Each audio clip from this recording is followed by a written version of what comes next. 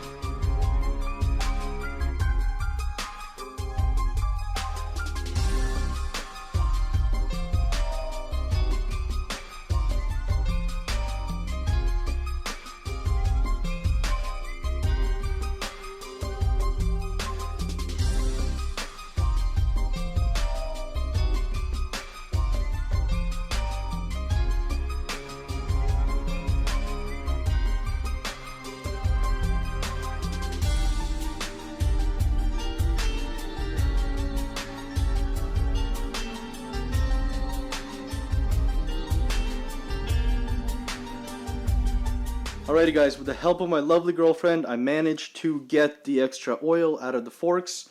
They do compress now, which is awesome. I haven't tightened anything up yet. It's getting late. I'm getting kind of tired, so I'm going to pick up tomorrow. And yeah, that was honestly one of the hardest things left to do on the bike, because I had to take the front end off, basically take the whole front end apart. And I just didn't know what it was. Was it the oil? Are the forks bent from the accident? Who knew? But good to know. Hopefully they're not leaking behind the fork gators, and yeah, that's just one thing crossed off the checklist. And actually, I also adjusted the front brake, so cross that one off as well. Alrighty guys, I'll pick this up tomorrow. Back in the shop, I figured I'd give you a little update. I haven't been filming too much because, like I said, I'm doing a lot of small tedious stuff that would just be really boring. For example, I have this ignition coil right here, which had the original spark plug cable in there. And I wanted to take it out because I wanted to replace it with a new one. So I took it out, but the sheathing from the cable got stuck inside the coil. So literally for 45 minutes I was using pliers, picks, everything I could find to shove in there to try and get the sheathing out, because for whatever reason it glued itself inside there. So that's been fun, quote unquote fun, and stuff like that is just not worth filming. So I did, however, get the brakes finished up as well. So the rear brake is good to go now. Everything is great there, everything's secure. Really happy about that. I have the swing arm bolt totally secured. I have this bolt totally secured. It's coming along really well. The thing that I'm working on now is fixing the mounting for the ignition coil. Basically, I don't know if you can see, but there's a crack right there, and I'm gonna use some steel reinforced putty to patch that up for now. Hopefully that'll be okay until I can get it properly welded, but I do need that putty in order to mix the two parts of it. And I gotta go get gloves because I don't want to get it all over my hands. And that's what I'm doing now. Just kind of going over all the small stuff. Hopefully not missing something.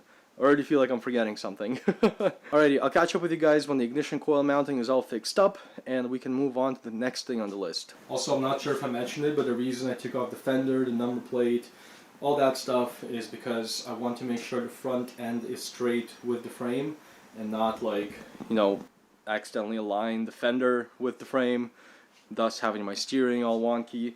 I just wanted to get a good, get a good calibration for the front end, or as good as I can get with my eyes. This is at a point where I gotta take stuff off, button things up, and then put stuff back on. Yap, let's get to work. The epoxy on the ignition coil mount is curing, and now I can move on to the next thing. The next thing, which I actually forgot on the initial checklist, is kickstand. So this bike does need a kickstand. I did take the original kickstand off of it simply because the kickstand on the red DT, my original DT, because I have two red DTs now, go figure, is in worse shape from the accident, and I want to use it on a trail bike. So I'm gonna do some musical DTs here, and then swap some kickstands. So I'm gonna set the camera up and do that. So here's the kickstand that was in the accident. Here's the kickstand from the silver DT, the original one. I'm gonna try and fix up this one that I messed up, and then put this one on the 78 DT. So let's do that now.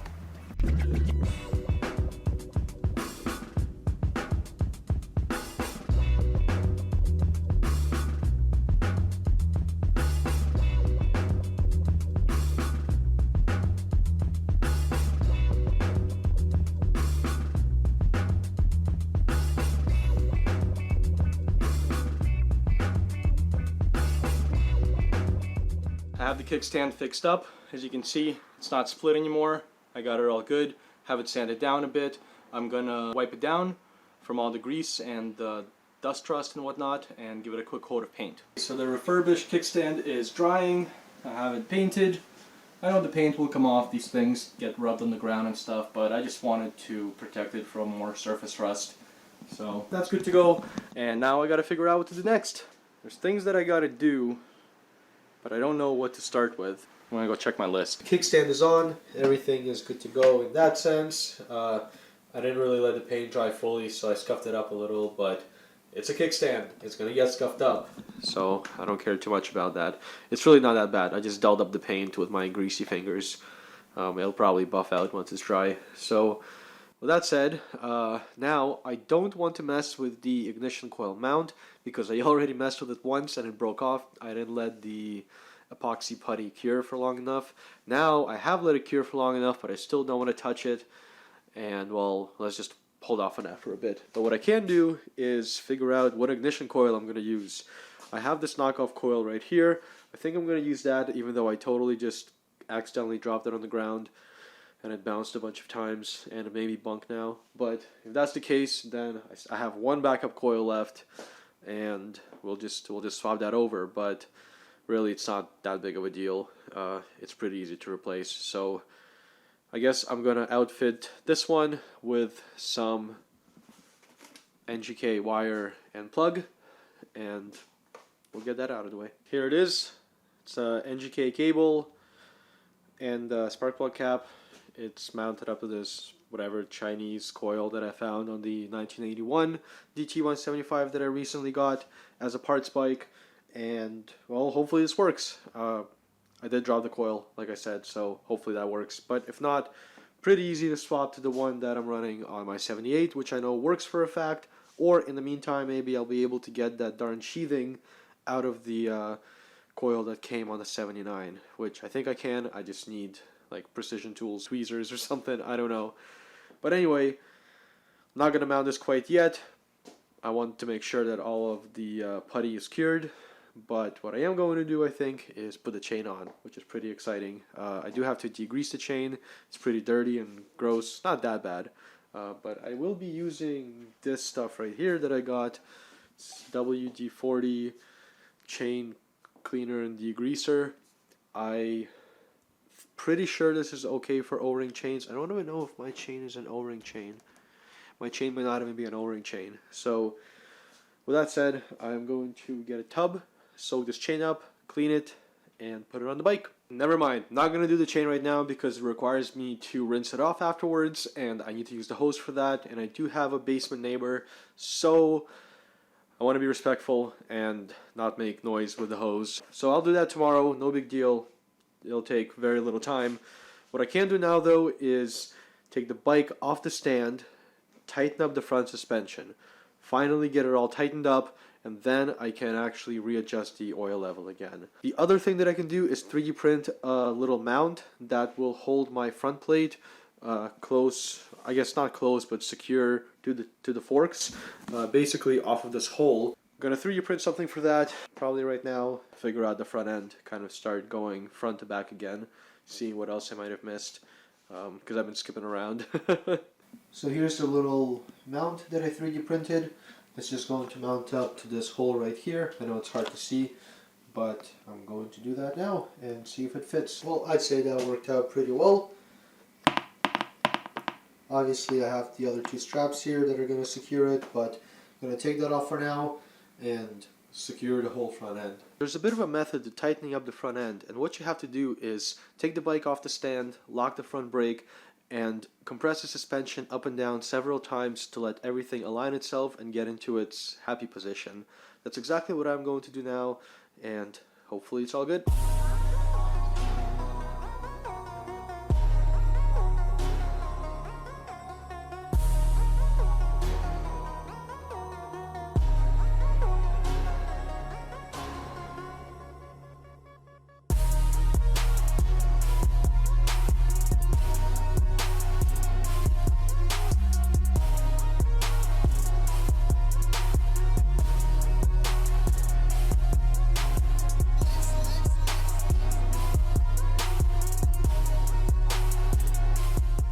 The front end is now tight, and I can put on the front fender and the number plate. Well, the numberless plate. I also fixed up the fender a bit. As you can see, I did some drift stitch in there so the crack doesn't propagate, and I already slotted the holes for the mounting so that hopefully it's a little further back, or rather further forward, and doesn't rub on the fork gators anymore. So let's mount that stuff up, and hopefully that'll be it for the front end.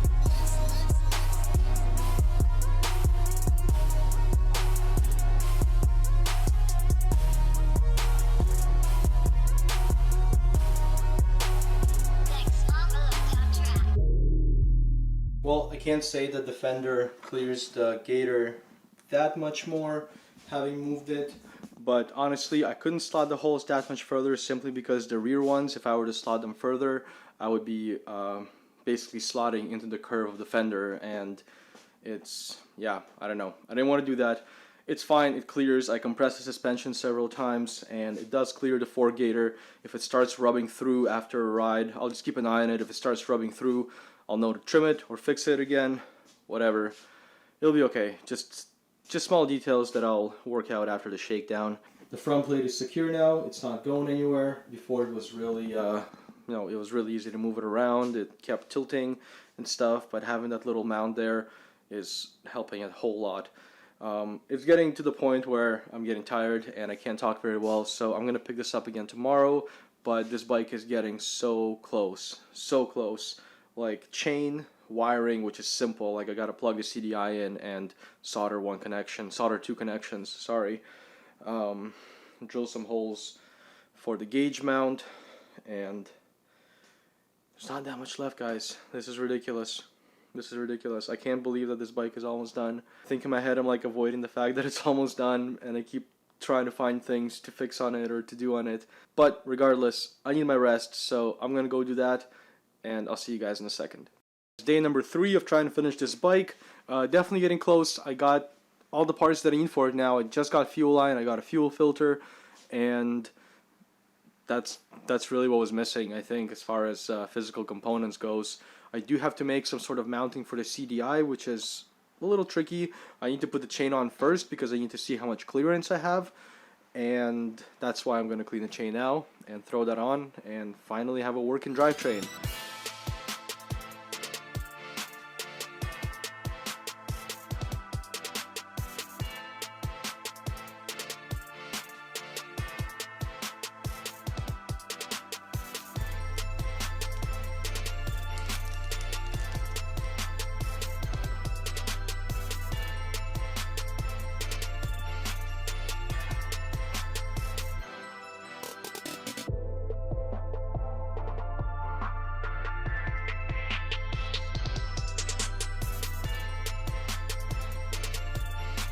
I'm pretty sure my main seal is leaking again. I probably didn't put it in correctly or something or other, but guess I gotta fix that now too, which isn't an issue. I have all the tools. It's just annoying.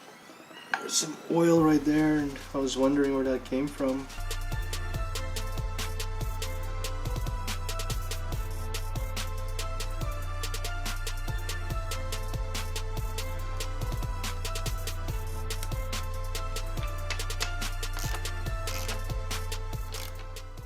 Alrighty guys, the chain is on. It's adjusted. I thought it was a little too tight, but I checked the service manual and it is within the spec, I'm pretty sure.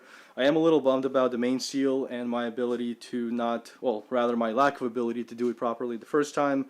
So I'll have to order up a new seal, swap that out again. But it's also a good time to check my timing because I don't think I ever did that. My buddy Mark showed up. He's actually a pretty famous YouTuber. Check him out. And this bike goes fast. Not this one. Well, no. Not yet. I mean, they go a little It'll quick. get there. Yeah, they go a little quick. So chain's good. Engine is actually tight. I just tightened that up, and the rear axle is tight. Now I can move on to bigger and better things. But for now, I'm going to take a little break, obviously, because Mark's here, and we'll get back to it shortly. But for you guys, it'll just be a second. Back in the shop, and I was going to mount the temperature gauge back onto the bike, but I realized that I don't have the washers that I need to space it away from the handlebar clamps. Such a small thing, setting me back, but not really, not a huge deal. I just have to get some washers tomorrow. But what I can do is I can swap in a new spark plug, and I need to replace the washer on the spark plug with this right here, which is a temperature sensor. So I'm going to do that, and then I'll be able to mount up the ignition coil. So it felt a bit weird taking the crush washer off the spark plug, but that's what the instructions called for, so that's what I did. I also gapped the spark plug, so now I just got to put it in the bike and torque it down to, I believe, 14.5 foot-pounds. So unfortunately, I wasn't able to put the coil with the nice NGK cable onto the bike, simply because for whatever reason, the coil does not clear the mount. It rubs up against it, and it doesn't allow the hole to line up with the hole in the mount. So I ended up stealing a coil from the red DT, the 78 DT, and it's on now. I mean, I did end up using another one of the NGK boots, so at least that worked out. I have this temp gauge cable right here that I'm going to route up to here when the gauge is mounted, and well, I think my mount is going to hold up for now. I'm definitely going to have to get that piece welded up, but for now I think my my putty will be alright. This bike's getting close and I'm starting to stress, but it'll be okay. It'll be fine. Okay, what's next? I did get the ground cable for the kill switch wired up to the triple tree here, so that's good to go. Now I just have to wire this guy up to the CDI. Not that much left, but I do gotta go eat dinner, and I'll probably pick up after that. If not, then I'll finish this thing tomorrow. I don't want to rush, because when I rush, that's when I forget things, and I want to make sure this bike is as good as it can be for its first time out. I am getting annoyed that my stickers are peeling. Not peeling, but this one specifically is coming up on the curves. That's annoying. Otherwise, this looks awesome. But anyway, calling it quits for now. Not calling it quits, but taking a break, another one. I know it doesn't seem like I did a lot of work between the last break and now, but I did. I've just been doing stuff off camera. So, catch you guys in a sec. It's day number 4, and I can't believe I'm saying this, but it's getting kind of chilly to work in the shop in the evenings. It's not that bad, but I can definitely feel the cold coming, and I don't want the cold to come. But it's coming, so I gotta finish this bike so I can get a couple of rides in, and there's really not that much stuff to do. I know I say this every day, but there really isn't that much stuff left to do. There's 5 or 6 things left on my list, one of those things being tighten up the exhaust screws. So, you know, 4 things. I am going to mount up the gauge finally. I got some washers. I'm going to start making the mount for the CDI. Then the wiring can be finished. And then I gotta put the air filter in and mount the underguard, and the bike is done. Oh, and I have to make sure that the petcock doesn't leak. And then the bike is done. Which is crazy to think about. But instead of thinking, let's just get right into it.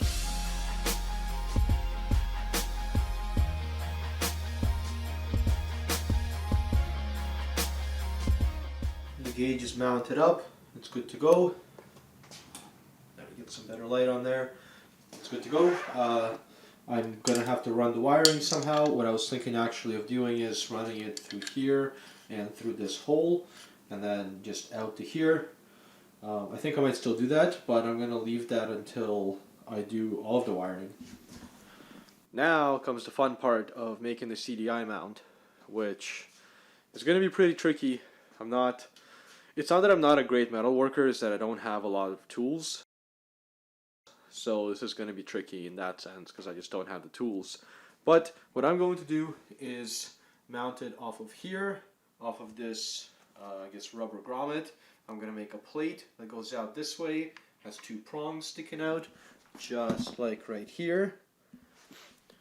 And hopefully the CDI mounts to that just fine, and everybody lives happily ever after. Alrighty guys, I have this little mount made up. Basically what's going to happen is I decided to just use zip ties to zip tie the CDI to this mount, and then the mount is just going to bolt into the bike. Hopefully that holds up. I don't see why it wouldn't. If it doesn't, I'll know very soon, and then I can just build a better one. But for now, with the tools that I have and the material that I have, I figured this is the easiest course of action. So let's get this mounted and we'll be that much closer. The mount is in and the CDI is just going to sit like that. I'm going to put zip ties around it. Aside from the air filter and the fuel system, and by fuel system I mean gas tank, petcock, fuel tubing, fuel filter, all that, the bike is mechanically complete. Can't believe I'm saying that, but it's mechanically complete. I am going to go over my checklist once again. I'm going to go over the bike once again, but I'm pretty sure that it's mechanically good to go. I do have to wire it up, and the only reason that I can't wire it up tonight is because I don't have the right connectors. So I have to get some connectors, I have to get some wire. I did kind of wire, not wire, but like figure out the wire for the temp gauge. So I've got this black sheathing around it so it doesn't rub too much. That's going to be right there.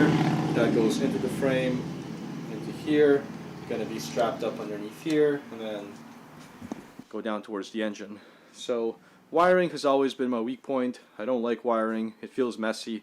I wish things were only mechanical, but that is not the world that we live in, and it's only getting less mechanical. So I'm going to call it a night here, I think. Like I said, there's only really wiring left to do, and the air filter, and the fuel system, but that's not that big of a deal. The one thing that I might do off camera is just make sure the gas tank is okay so that it's ready to go on once the wiring is done. There's really not that much point in filming that. I'm literally just testing it for leaks. Filling it up, seeing if it leaks. That's it. I know once again it doesn't seem like I did anything, but I got the temp gauge mounted, I got the underguard mounted. What else did I do? I got the CDI mounted, which is a pretty big deal actually. I also tightened up the exhaust, which was on my list. I think that's it, really. There wasn't that much stuff on my list as far as mechanical stuff goes. So once again guys, gonna call it a night here. Gonna come back tomorrow, gonna finish this wiring, and going to finish the bike, finally. Alrighty guys, it's day number 5, and the shop is a mess, but I'm ready to wire this bike up. It is literally the last thing left on this thing before it's functional, and however I did check the gas tank, and it does leak, so I do have to rebuild the petcock. Kind of sucks. I should have done it earlier. I should have checked if it leaks earlier, but my anxiety got the best of me. I didn't want to mess around with gas. Yada yada yada, excuses, excuses. Now it's gonna hold me up. But lesson learned. I am excited to finish this bike though. I'm not anxious about the wiring anymore. I have all the materials that I need in this mess right here. Can't really show you where, but you know, I'll find it when I need it myself. So yeah, I think without further ado, I'm going to get into the wiring. Let me show you guys exactly what I'm going to do, and then I'll do it off camera because it's going to be dark anyway, no point in recording it, and I'll link up with you once it's all done. So basically what I have to do is this strand of the CDI right here plugs directly into the engine. This is awesome. It normally sits right here, so you have a whole harness connecting it, but Yamaha matched the connectors so you can literally just plug and play it from here, which is why I relocated here instead of making a whole harness. Cool. So what I have to do is link this black wire with the black wire on this main harness. So I have to make a Y connector that will plug into this black one, connecting these two black ones with this black one. Then this orange wire right here is a trigger wire for the coil. So I have to extend this coil wire right here all the way to here so that it plugs into the orange wire. And this right here is my kill switch wire. And this right here just needs a connector that will plug into the black and white wire on the CDI. And then the bike will be wired and good to go. So pretty easy. I'm just going to crack this out off camera and catch up with you guys once it's all done. Figured I'm not going to be lazy and actually give you guys some intermediate updates. So what I've done now is I've extended the ignition coil trigger cable, as I understand it is, and now I just have to cut it to length, put a connector on it, and place it, you know, somewhere around here. I fast-tracked on you a little bit, and I did the connector for the trigger wire for the coil and also the kill switch, and I put it in this loom thing, and now it's all nice and tidy. Put some zip ties there at some point, but now I'm gonna make the Y connector that needs to plug into the black wire here. Here's the little Y connector that I made, and now I'm going to plug everything in and check for spark.